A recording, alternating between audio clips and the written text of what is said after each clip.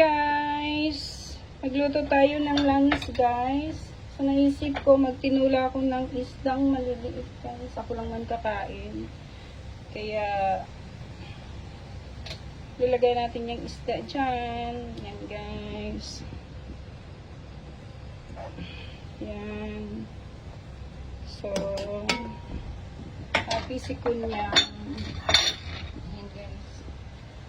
Tapos sunod na natin yung alabate yung nilagay ko guys.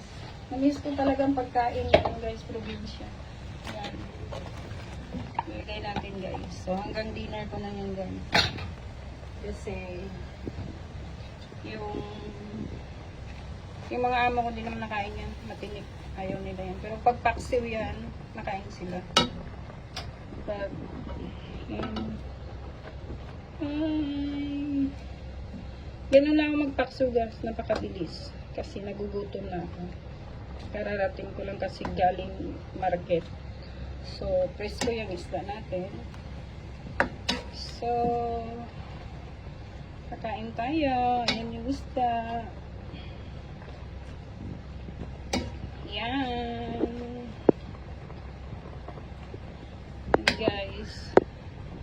And then, sarap guys.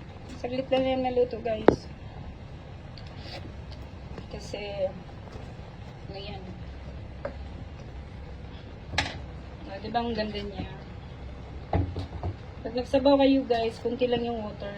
So ano nyo ng kamatis. Damihan nyo ng kamatis. Kasi namis pa. Lang yung maraming kamatis. Kasi ang ganda niya. Diba? Tsaka hindi ko na yan tatakpan guys. Kasi kung tatakpan ko yan, mapangit yung kulay ng gulay. So, kaya sa kawali ko niluto. Ayan. So, yun guys. Sobrang sarap yan. Let's eat!